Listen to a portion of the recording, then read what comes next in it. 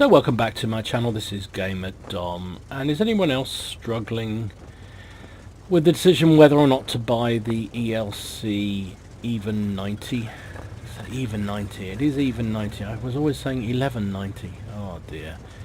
Anyway, this is the new Tier 8 French light tank premium, and it's fair to say it's a Marmite tank. I mean, you can see how tiny thing it is.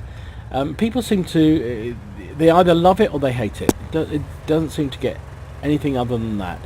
It's a love it, hate it tank. It's has huge limitations, but one or two huge bonuses. So here we are. This is Pupius, I think his name is, driving in proper Ofka, probably the best scouting map there is. He's come out to one of the obvious scouting points, and for some god knows reason, look at this, Stuntwagen 103 has come up and parked right beside him. What possessed him to do that? I have no idea. I know that thing has good camo, but geez, he should be firing from further back. Let the scout do the work. That's what the scout's there for. So I don't think any of this spotting is coming from Pupius. We call him Pupius Maximus, and indeed he gets spotted by the 1390 for his troubles. Tries to fire, but the gun handling, that's one of the big no-nos on this tank. The gun handling is god awful. It has a 90mm gun, dispersion of 0.36, aim time of 2.78, 3-round clip that only does an average of 220. And chances of hitting on the move, well, you might as well. My chances of getting off of Michelle Pfeiffer are hotter than that. It's just one of those things. It just appears to be a complete one-trick pony. Oh, blimey, you're lucky there. See that shell landed right beside him. It's relatively fast. I mean, it's not as fast as some of the top light tanks, 70 kph, 20 in reverse, has a tiny engine and 23.88 power ratio, which is okay, nothing spectacular. Traverse speed is very good, 46.9, but as I say, it seems to be very much a one-trick pony. It's a pure scout. It's a passive scouter. It doesn't have the base view range, only 380 base view range, which means really, although Pupius here doesn't seem to be using binos, to me that's, unless you've got an amazing crew, you want to be using coated optics. And of course, there you go, he was spotted and immediately hit by the Jag target. It has no armor whatsoever, so although it's tiny, its health was horrible, 900. I mean, people will one-shot you when it, this will go up against tier 10s on a regular basis, and it will get one-shotted by a lot of the tanks it goes up against. So all that faffing around, he's finally got himself into where he wanted to be. That Stuntwagen has pulled back. The light tank that rushed forward has now died. So he can move forward a little bit more adventurous and get up into the bush that all light tanks like to get into. Up here at E1. Very obvious position. Fairly dangerous because you get, particularly early on, you get a lot of blind firing. But at this stage in the game, less likely to get it. So he's able to sit here. He's spotting that Jag Tiger, and people are going to work on the Jag Tiger. 1,800 assistance damage. Oh, that shell came in but missed him. Here we go. This is all goodness and light for our friend Pupius Maximus. Anyone for Carry On films? Oh dear. So he's just going to sit in the bush, and that seems to be the role of this tank. Well, it doesn't seem to be. It is the role of this tank. It doesn't have the clip strength to do what a lot of the AMXs do. It's very much a, let's work our way through. Let's hide as long as we can, and then hope we can keep some of our health pool together for later in the game. And again, there's a Type 4 heavy now rolling forward, so he's got to move forward himself because basically if he doesn't, he'll type forward all his spotting for him. So he's now doing a bit more active role. Now in theory, because this is a fairly fast moving and small target, it should be pretty good at that, and indeed his camo values are tremendous. And as we know, light tanks, when they are on the move, get the same camo values as if they're stationary. He doesn't use a camo net, so you know, he is basically as effective standing still as he is moving. Wow, he was lucky there. Did you see that? Turned back round and there was IS-6 just looking straight at him, and he was missed, and a T-34-3 as well.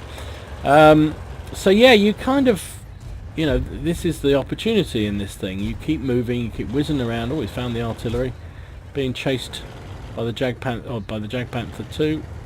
Oh wow, look at these guys, and they can't lay a glove on him at the moment. I6 is coming back, having a go. You think you're hard enough? Reload on the gun is 28 seconds, so pretty horrible. But look at this, he's done 5,000 assistance already. Just about reloaded. Is he going in on the IS-6? Yes, he is. Oh, you don't want to do that, do you? Didn't manage to pen it, or did pen? Yeah, maybe. No, he just tracked him, I think. Now he's in close and personal. That's better. Now he's up his Jaxie. He's not quick enough to avoid a shell. Oh, he dodges. IS-6 misses him. Artillery are indicating they're going to fire, so he bails. Probably a wise thing to do. Bail out, get out of there, hope that he misses you again, and there comes the shell, so he's down. So, whoa, 5,700 assistance, and he's on a roll. Oh, now he's getting cocky.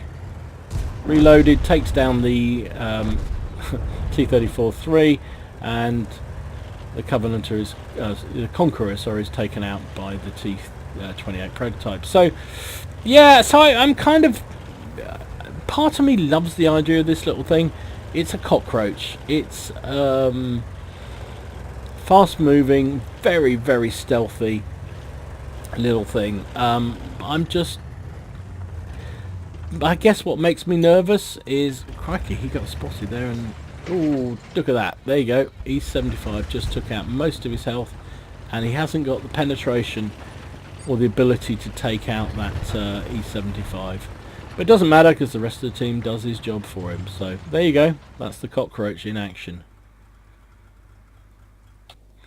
So there you go. Unsurprisingly, that was an ace tanker. He also got spotter. He got bruiser, fire for effect, and patrol duty. Look at all the tanks he spotted and caused damage to be caused by his team on. Look at that. 1, 2, 3, 4, 5, 6, 7, 8, 9 of the 15 he did assistance damage with. Finished up, unsurprisingly, top of his team, 962 damage himself, 1 kill, 1358 base XP.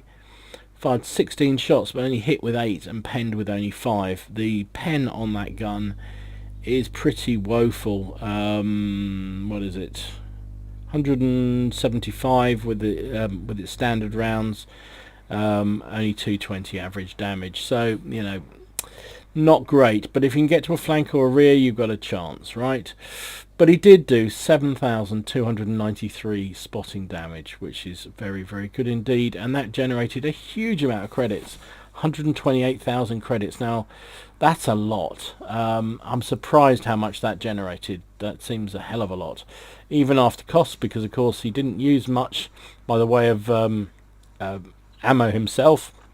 He was running some kind of fuel premium, but he still made nearly 110,000 credits at the end of it. And his crew, 4,278. And of course that's another good thing about the Even 90. It's a very good crew trainer for the AMX series of tanks on the French light tank line.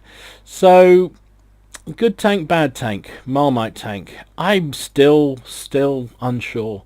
I'm so tempted to buy it, but I'm so worried that I'll just regret it instantly. It's only, inverted commas, 20 quid, £20 for the basic tank in the shop at the moment.